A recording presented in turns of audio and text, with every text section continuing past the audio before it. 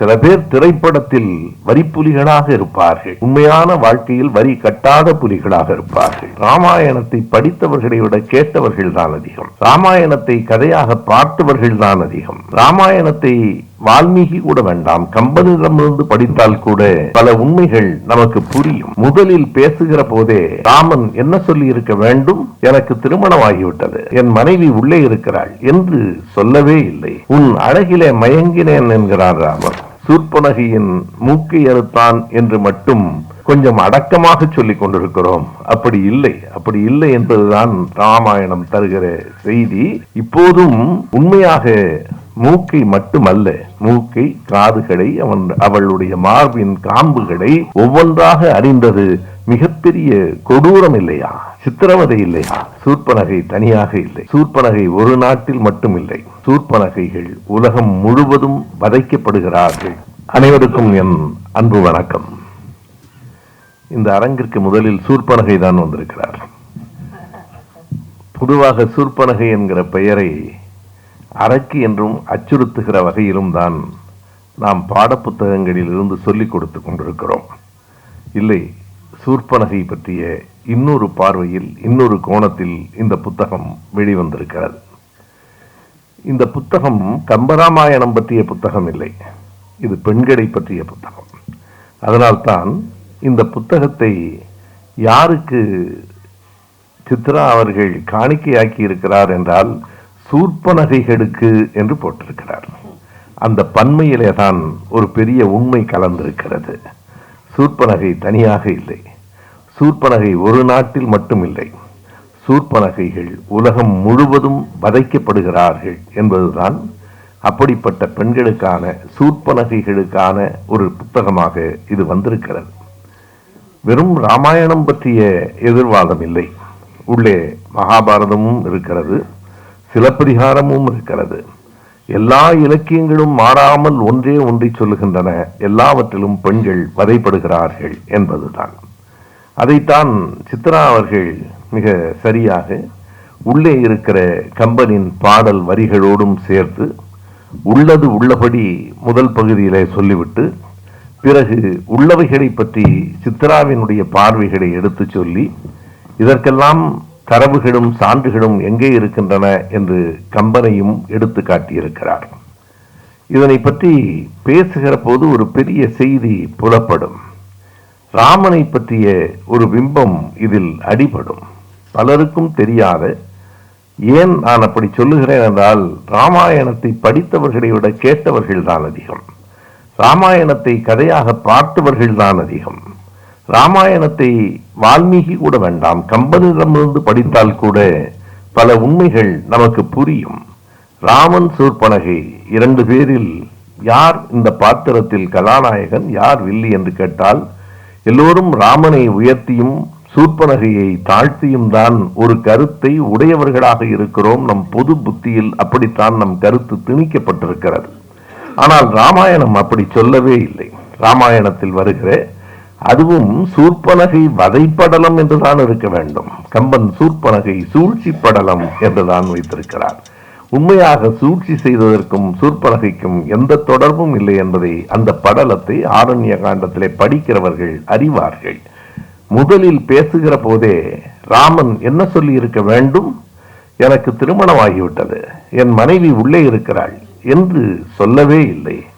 உன் அழகிலே மயங்கினேன் என்கிறார் ராமர்.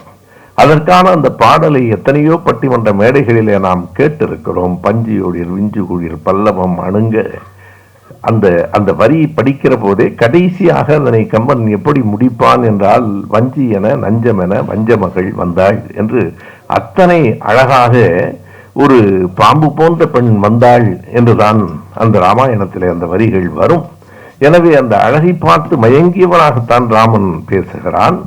அது உரையாசிரியர்களால் என்ன சொல்லப்பட்டிருக்கிறது என்பதையும் சித்ரா எடுத்து காட்டியிருக்கிறார்.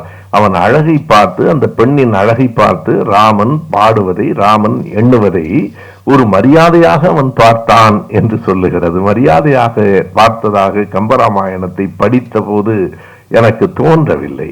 அப்படி பார்த்த ராமன் அதற்கு பிறகு நீ எங்கிருந்து வருகிறாய் என்று கேட்க, உன் மீது காதல் கொண்டேன் என்று அவள் சொல்ல, எப்படி திருமணம் செய்து கொள்வது? உன் அண்ணன்கள் எல்லாம் இல்லாமல் நீ மட்டும் வந்திருக்கிறாயே என்று ராமன் கேட்பதுதான் ராமாயணத்தில் இருக்கிறது. என்ன சொல்லி இருக்க வேண்டும்?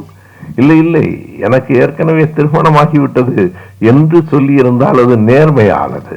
அப்படி அல்ல. நீ உன் அண்ணன்களை எல்லாம் நீ எப்படி நீ மட்டும் தனியாக வந்திருக்கிறாய்?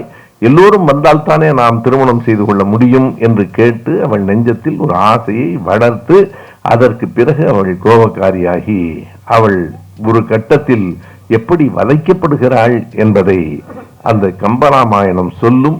எந்த இடத்திலும் குறைபடாமல் மிகுந்த கொடுமையான அந்த காட்சியை, அதைத்தான் நாம் இயல்பாக சூர்பனகையின் மூக்கை அறுத்தான் என்று மட்டும் கொஞ்சம் அடக்கமாக சொல்லிக் கொண்டிருக்கிறோம்.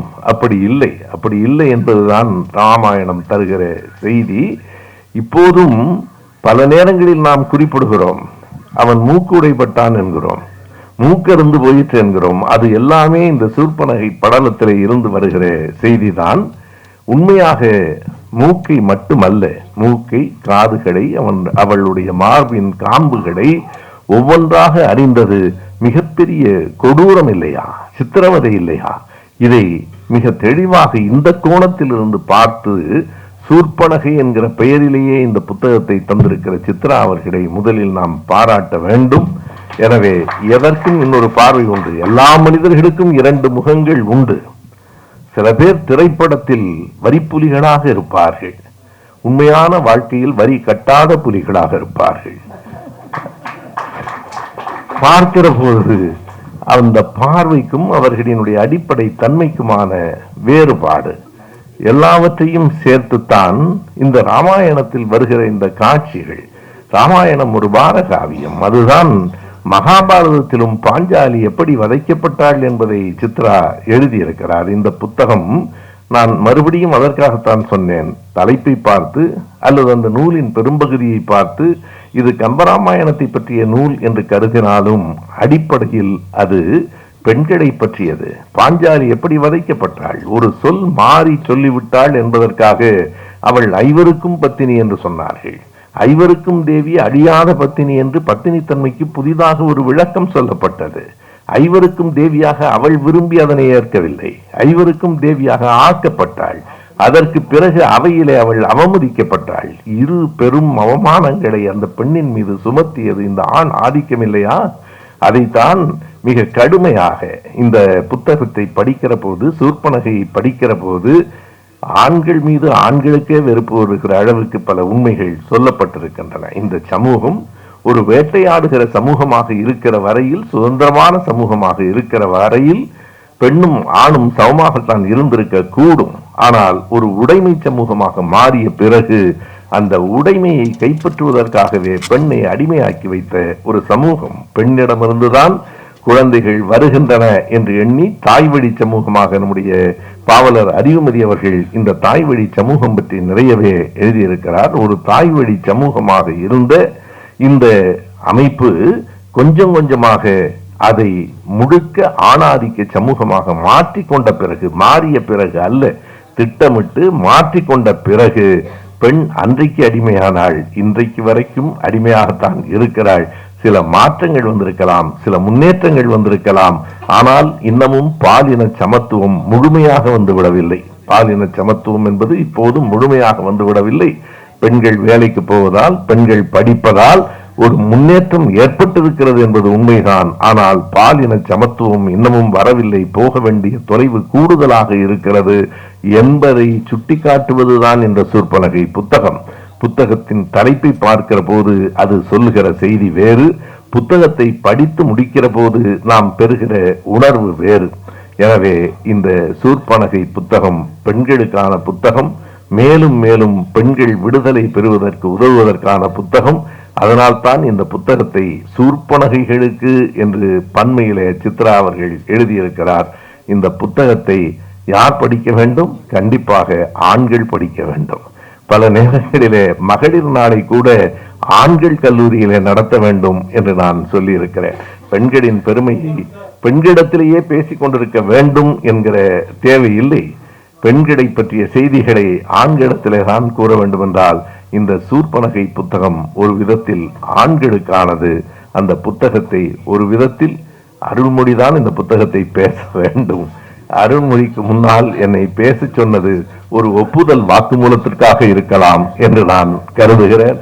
அதை உண்மையாகவே ஏற்றுக்கொண்டதான் இன்னமும் சொல்லுகிறேன். அந்த சிந்தனைகள் தான் நம்மிடத்தில் இருக்கின்றனவே தவிர இப்போதும் நாம் முழுமையான எந்த ஒரு ஆணும் பாலின சமத்துவத்திற்கு வந்துவிட்டோம் என்று சொல்ல முடியாது. எந்த ஒரு பறவையும் தன் உடம்பில் இருக்கிற நீர்த்துளிர்களை சிலிர்த்துக் கொள்வதை போல நம் மூளையில் காலகாலமாக தலைமுறையாக உறைந்து கிடக்கிற ஆணாதிக்க சிந்தனையை முற்றிலுமாக தொலைத்துவிட முடியாது. தொலைக்க வேண்டும் என்கிற உணர்வை தூண்டுகிற புத்தகம் இந்த புத்தகம். ஏற்றுக்கொள்கிறோம், உணர்வோம், திருந்துவோம். நன்றி, வணக்கம்.